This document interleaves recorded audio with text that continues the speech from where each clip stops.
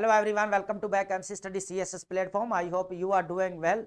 You know very well कि आपका exam जो है वो बहुत ज्यादा जो है वो करीब आ चुका है। आपके ऊपर इस वक्त बहुत ज्यादा प्रेशर भी है, बहुत ज्यादा बर्डन भी है, लेकिन ये वो टाइम है कि यहाँ पर आपको जरूरत है ज्यादा से ज्यादा राइटिंग प्रैक्टिस करने की। ठीक है, अपने नॉलेज को यहाँ पर पॉलिश करने की जरूरत है, चीजों को रिवाइज करें दोबारा, जितने भी आपने नोट्स बनाए हैं। ठीक है, उसके बाद एज पॉसिबल एज जितना हो सके आपने डेली बेसिस के ऊपर एवेल्युएशन लाजमी करवानी है। देखें, एवेल्युएशन से हमें जो है ना, सीधा बोलूं तो हमारा नामा इमाल जो है ना हमारे हाथ में आ जाता है कि हमने कितनी जो है वो गलतियां की हैं, कहां कहां पे हम लैग कर रहे हैं। तो ये बहुत ज्यादा इंपॉर्टेंट है। यहां पर प्रेशराइज नहीं होना, बर्डन फील नहीं करना, बस चीजों को समराइज करना है जितना हो सके। ठीक है, आज का जो हमारा टॉपिक है बहुत ज्यादा इंपॉर्टेंट है। आज पाकिस्तान अफेयर के पॉइंट ऑफ व्यू से हम देखेंगे, करंट अफेयर के पॉइंट ऑफ व्यू से भी देखेंगे, यहाँ पर ऐसे के पॉइंट ऑफ व्यू से भी देखेंगे। ठीक है, बहुत ज्यादा इंपॉर्टेंट टॉपिक्स है।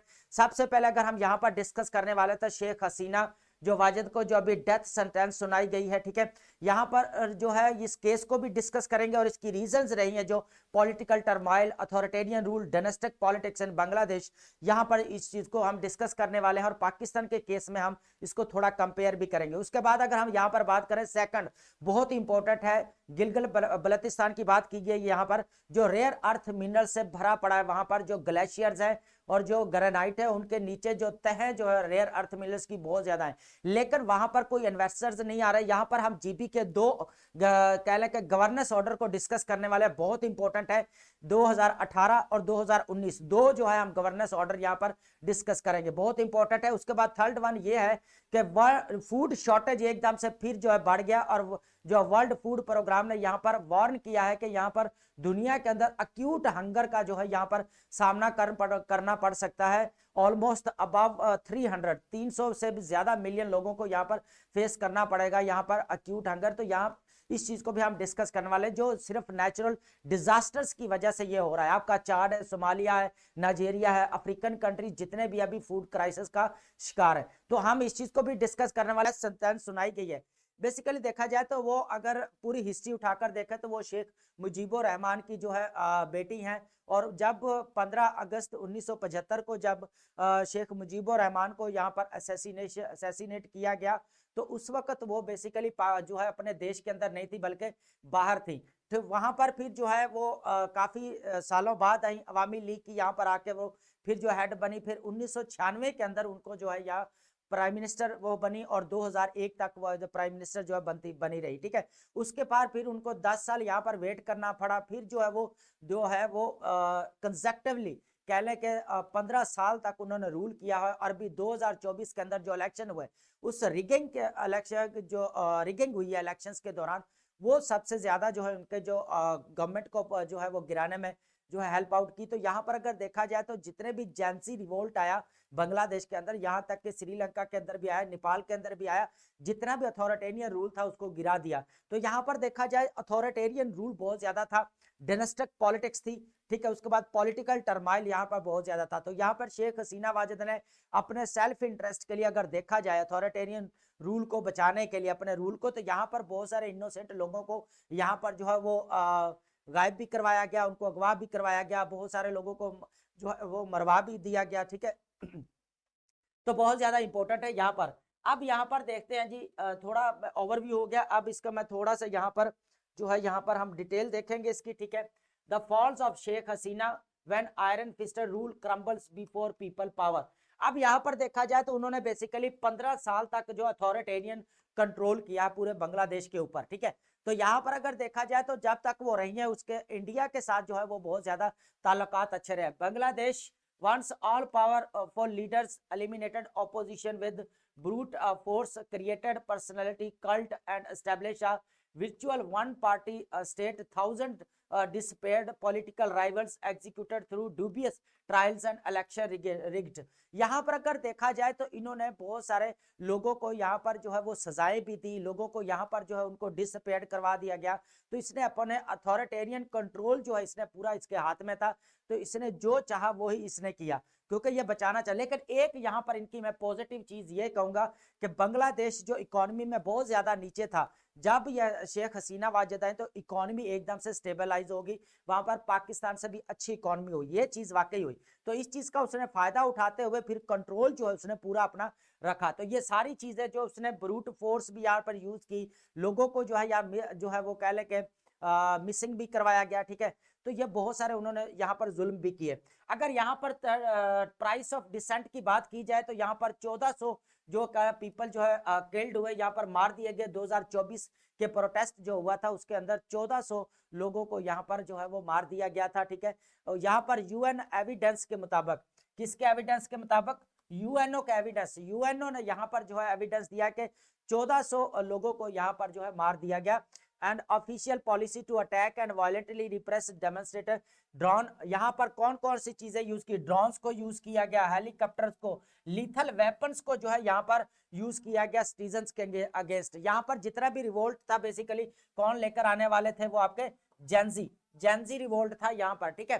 तो यहाँ पर जितना भी था बेसिकली नेपोटिज्म देखी जाए बहुत ज्यादा थी, dynastic politics, elite captured system था थारा, इकोनॉमिक इनक्वालिटी है, अनएम्प्लॉयमेंट रेट बहुत ज्यादा बढ़ गया था। यहाँ पर कोटा सिस्टम, जो ये अपने ही लोग जो है ये जो है रिक्रूट कर करके जो है ना अपने लेकर आ रहे थे ब्यूरोक्रेसी में जितने भी है। तो यहाँ पर जो दूसरे थे वहां पर फिर जो कह लगे डिस्क्रिमिनेशन होने लग गई, यहाँ पर इनक्वालिटी आ गई। तो यहाँ पर इस चीज ने फिर यहाँ पर जो है एकदम से इनके खिलाफ जो है रिवोल्ट हुआ।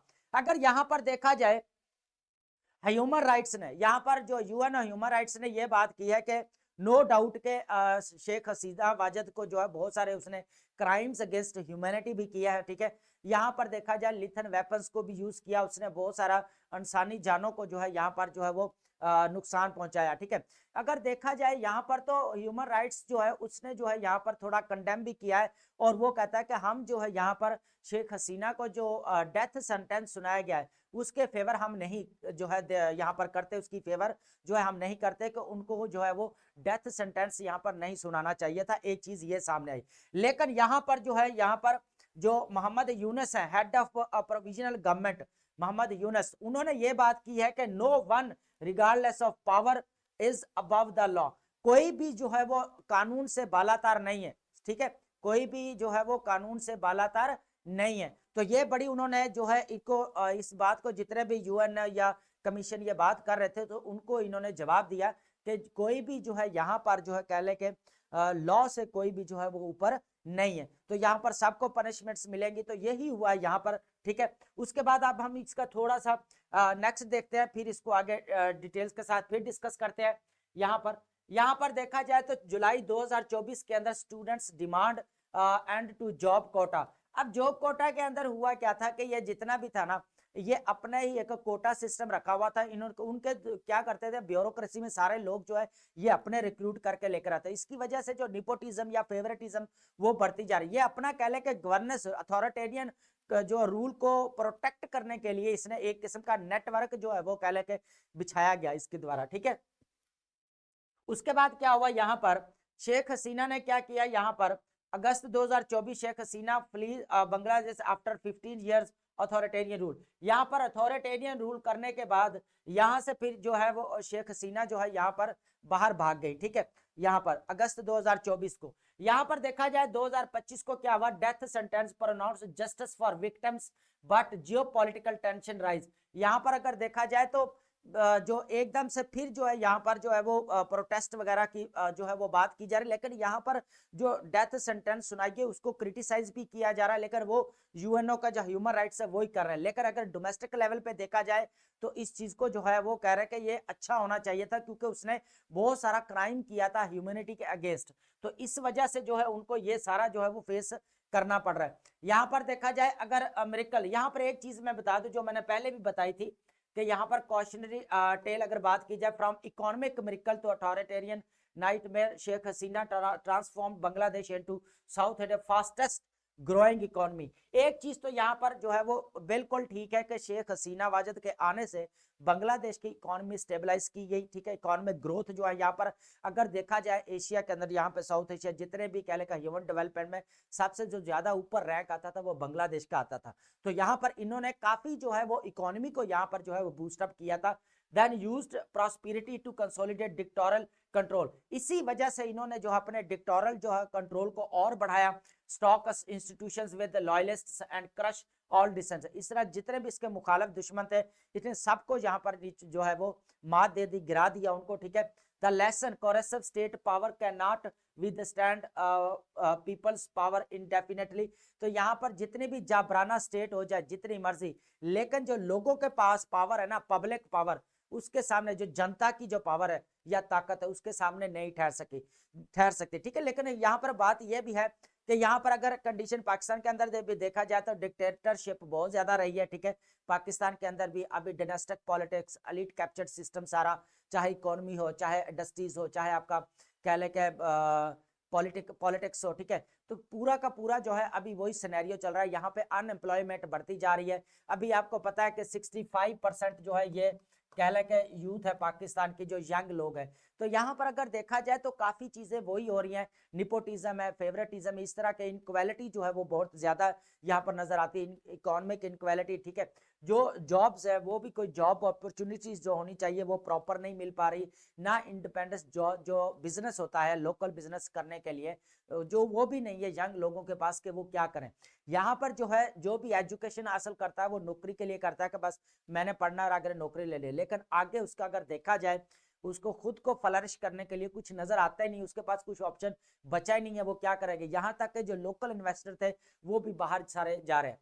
अब ये जो है इकोनॉमिक क्राइसिस, इकोनॉमिक इंस्टेबिलिटी भी बहुत ज्यादा यहाँ पर, तो ये चीजें हैं यहाँ पर। जो ही बांग्लादेश का यह शेख हसीना वाजिद का केस था, ठीक है।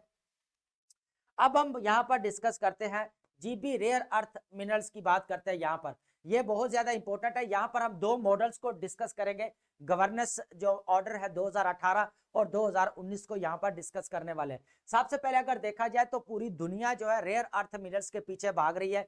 अभी देखा जाए तो चाइना स्ट्रेटेजिक डोमिनेंस बहुत ज्यादा है इसकी रेयर अर्थ मिनरल्स के ऊपर। अगर देखा जाए तो 59 जो परसेंट जो है कह लें कि ऑफ द वर्ल्ड, तो ये जो रेयर अर्थ मिनरल्स की जो प्रोडक्शन है 59% चाइना करता है, ठीक है।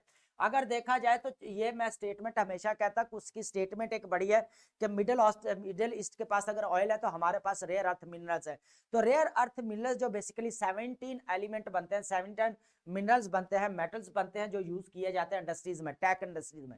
अगर यहाँ पर देखा जाए तो पाकिस्तान और यूएसए के दरमियान में जो 500 मिलियन यहाँ पर जो है यहाँ डील हुई है रेयर अर्थ मिनरल्स को लेकर, तो ये पाकिस्तान के लिए बहुत ज्यादा इंपॉर्टेंट है कि जीबी में जो है एकदम से कह लेगा खजाने भरे पड़े हैं कि ग्लेशियर्स हो, ग्रेनाइट हो, उनके नीचे जो है यहाँ पर रेयर अर्थ मिनरल्स की तह जमी हुई। तो यहाँ पर जो है, लेकिन यहाँ पर जो टेक्नोलॉजी चाहिए हमें प्रोसेसिंग के लिए वो हमारे पास बहुत कमी है। यहाँ पर अगर देखा जाए तो जीबी का जो गवर्नर ऑर्डर है वो भी जो इतना काबिले जो है वो एक्सेप्टेंस नहीं है कि यहाँ पर फॉरेन इन्वेस्टर आए और इन्वेस्टमेंट करे यहाँ पर। अगर ये सारी चीजें वहां पे हो जाए प्रॉपरली तो हमारे इकोनॉमिक ग्रोथ जो है वो बहुत ज्यादा हो सकती है। यहाँ पर रेयर अर्थ मिनरल्स जो है वो 2030 में इसकी 3 गुना जो है इसकी जो है डिमांड बढ़ जाएगी, ठीक है, 3 गुना। क्योंकि इसका टैग की इंडस्ट्री में अगर देखा जाए तो रेयर अर्थ मिनरल्स को बहुत ज्यादा यूज किया जाता है, ठीक है। कोबाल्ट चाहे मैग्नेट, ठीक है, जितने भी टैग इंडस्ट्रीज है सब में, ठीक है, ऑटोमोबाइल इंडस्ट्री है चाहे, तो इस तमाम में जो है ये यूज किए जाते हैं। तो यहाँ पर अगर देखा जाए तो पाकिस्तान को इस चीज का फायदा उठाना चाहिए। लेकिन यहाँ पर इशू आ रहा है जो गिलगित बल्तिस्तान के अंदर जो गवर्नेंस ऑर्डर है उसका इशू आ रहा है कि यहाँ पर जो फॉरेन इन्वेस्टर्स हैं उनको जो है यहाँ पर जो है वो जो प्रोटेक्शन मिलनी चाहिए वो प्रोटेक्शन नहीं मिल पा रही। अगर यहाँ पर बात की जाए कॉलोनियल स्टाइल, अगर मैं थोड़ा सा इसको बता दूं फिर यहाँ पर अगर इस चीज को भी डिस्कस कर लेते हैं, ठीक है। स्ट्रेटेजिक लोकेशन को अगर देखें, natural gateway with road link with China, सीधा सीधा क्या चाइना के साथ रोड लिंक है, इसका एक बड़ी बात है। एक्सपेंडेड इंटरनल नेटवर्क इसका बहुत ज्यादा स्ट्रॉन्ग है। उसके बाद न्यू इंटरनेशनल एयरपोर्ट्स हैं यहाँ पर।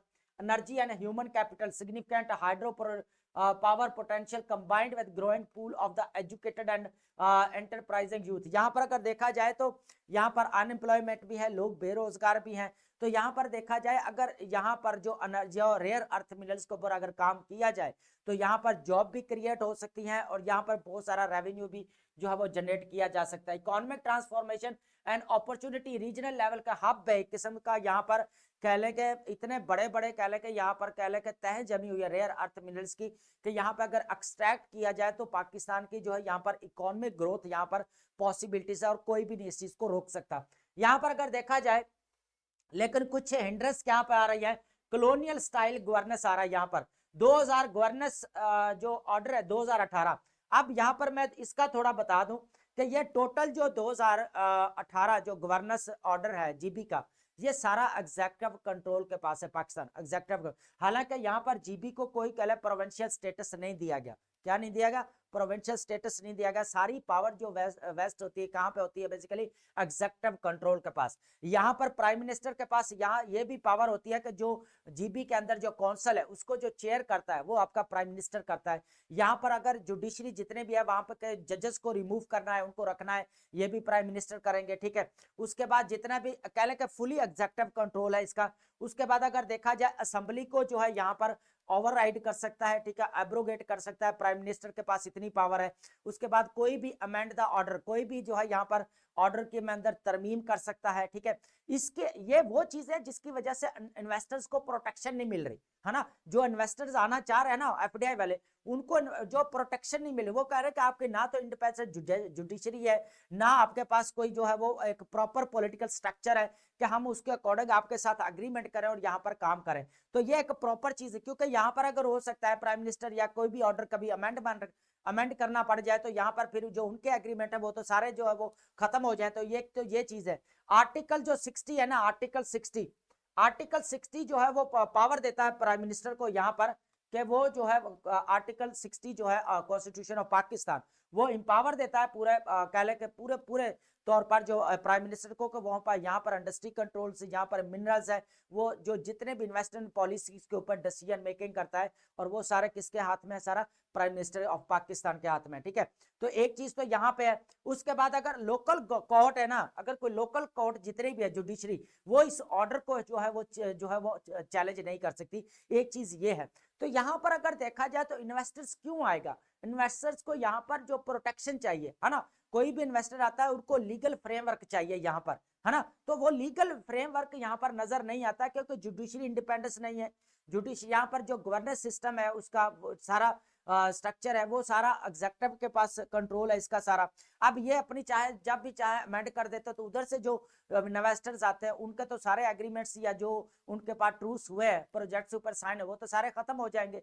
तो ये भी काफी जो है ना, ये बहुत ज्यादा हर्डल्स है अगर देखा जाए तो रेयर अर्थ मिनरल्स एक्सट्रैक्ट करने में। तो ये सबसे बड़ा ज्यादा हिंड्रेंस है। अगर हाई इन्वेस्टर रिस्क, फिर लैक ऑफ डिफाइंड राइट्स है, पावरलेस जुडिशरी है, अनप्रिडिक्टेबल लीगल फ्रेमवर्क है, ठीक है, mean no credible global company will risk capital, और कोई भी ग्लोबल कंपनी यहाँ पर रिस्क नहीं लेगी कि वो यहाँ पर रेयर अर्थ मिनरल्स को एक्सट्रैक्ट करे, ठीक है। तो यहाँ पर इश्यू ये भी है। अगर यहाँ पर देखा जाए 2019 की मैं बात करूं, यहाँ पर सॉरी जीबी जो है, जीबी गवर्नेंस जो ऑर्डर है, ऑर्डर जो 2019 की बात कर रहा हूं मैं, इसके अकॉर्डिंग ये क्या था? बेसिकली 2019 के अंदर सुप्रीम कोर्ट ने ये जो है जजमेंट दी थी कि 2000 जो गवर्नेंस ऑर्डर है ना 2019, ये जो है वो कह ले के जो जीबी की असेंबली है उसको भी इंपावर करता है, यहाँ पर इंडिपेंडेंस जुडिशरी को जो है वो इंश्योर करता है, ताकि ये क्या कर सकें, यहाँ पर अपने जो डिसीजन मेकिंग कर सके, जितने भी इन्वेस्टर्स हैं या सिटीजन्स हैं उनको प्रोटेक्ट कर सके। लेकिन अनफॉर्चुनेटली इसके ऊपर भी कोई काम यहाँ पर नजर नहीं आया। तो ये अभी भी पेंडिंग में। तो यहाँ पर अगर देखा जाए, मैं अगर सुप्रीम कोर्ट इंश्योर्स, यहाँ पर बेसिकली पर्पस ये था कि अगर ये कर दिया गया तो यहाँ पर कश्मीर की तरफ से जो है मैं कोई जो है इंडिया की तरफ से कोई नुकसान हो सकता है। तो यहाँ पर अगर देखा जाए तो सुप्रीम कोर्ट के जो चीफ जस्टिस है उन्होंने रिमार्क्स दिए थे कि हम जो ये कर रहे हैं ये गुड गवर्नेंस के लिए है और जस्टिस के लिए है। यहाँ तक के जो 2019 का ऑर्डर है ना 2019 का ऑर्डर, इसके अंदर फंडामेंटल राइट्स को भी इंश्योर करवाया गया था कि फंडामेंटल राइट्स भी मिलेंगे जितने भी जीबी के हैं। अभी आपको पता है कि जितने भी प्रोविंशियल स्टेटस जो है वो जीबी को जो है वो अभी नहीं मिला। यहाँ पर जितना भी कंट्रोल है वो एग्जेक्टिव कंट्रोल 2018 के ऑर्डर के अकॉर्डिंग हो रहा है, लेकिन 2019 का ऑर्डर जो बनाया गया था उसका पर्पस यही था कि जितना भी कह ले के इंडिपेंडेंस जुडिशरी है, जैसे मैंने पहले बताया जो वहां पे असेंबली है उसको इंपावर करना था। उसके बाद यहाँ पर देखा जाए प्रोटेक्शन, इन्वेस्टर्स की प्रोटेक्शन और सिटीजन्स की यहाँ पर प्रोटेक्शन की जानी चाहिए थी। दो चीजें यहाँ पर सामने आती है। फिर यहाँ पर फंडामेंटल राइट्स की बात की गई थी कि यहाँ पर फंडामेंटल राइट्स जो है यहाँ पर इंश्योर जो है वो करवाते हैं ये जो जीबी गवर्नेंस ऑर्डर 2019 है, ठीक है, ये इंश्योर करवाता है यहाँ पर। उसके बाद सुप्रीम कोर्ट ने बड़ा अच्छी रिमार्क्स ये कि ये गुड गवर्नेंस के लिए और हम जस्टिस के लिए ये सारी चीजें यहाँ पर कर रहे हैं। अब यहाँ पर देखा जाए तो इतने रेयर अर्थ मिनरल होने के बावजूद अगर यहाँ पर जो है वो गवर्नेंस स्ट्रक्चर कह ले के कह ले के स्ट्रेंथन ना किया जाए तो इन्वेस्टर कैसे यहाँ पर ट्रस्ट करेगा कि वो यहाँ पर जो है वो इन्वेस्ट करे। अब बड़ी बड़ी कंपनीज तो वो अपना अगर कैपिटल या सरमाया यहाँ पर लगाने के लिए रेडी नहीं होंगे क्योंकि उनके पास लीगल फ्रेमवर्क नहीं है, इंडिपेंडेंस जुडिशरी नहीं है कि वो यहाँ पर जो अपना कह ले के डिस्कशन हो चुके हैं जितने भी जो है वो उनका एग्रीमेंट्स हैं चाहे ट्रूस हैं, अगर कोई वायलेट कर रहा है तो उनको जो है डिस्कस किया जा सके, लेकिन ऐसा कोई कह ले कि वहां पर उनको नजर नहीं आता, तो जिसकी वजह से फॉरेन इन्वेस्टर यहाँ पर जो है इन्वेस्टमेंट करने से कतराते हैं। और ये पाकिस्तान के पास गोल्डन अपॉर्चुनिटी है कि जिस तरह यूएसए के साथ रेयर अर्थ मिनरल्स की डील्स हुई है तो रेयर मिनरल अर्थ को यहाँ पर एक्सट्रैक्ट करना चाहिए। पाकिस्तान की इकोनॉमिक ग्रोथ के लिए बहुत ज्यादा जो है पॉजिटिव चीज है यहाँ पर। तो ये सारा जो ओपिनियन है बहुत इंपॉर्टेंट है, ठीक है। रेयर अर्थ मिनरल्स के ऊपर फोकस करना है, जीबी को एज ए आपने रेफरेंस अगर कोट करना है तो गवर्नेंस ऑर्डर 2018 गवर्नेंस ऑर्डर 2019 आपने लाजमी वहां पर रेफरेंस जो है वहां पर कोट करेंगे, ठीक है, बहुत ज्यादा इंपॉर्टेंट है। अब हम बात करते हैं यहाँ पर UN says it needs billions of dollars to fight hunger. यहाँ पर एकदम से फिर जो है कह ले के जो फूड शॉर्टेज है वो एकदम से फिर एस्केलेट हो रही है डे बाय डे। अगर यहाँ पर देखा जाए 2026 के अंदर 318 मिलियन लोग जो है वो जो है अक्यूट हंगर का जो शदीद किस्म की भूख का जो है वो यहाँ पर उनको जो है वो सामना करना पड़ सकता है।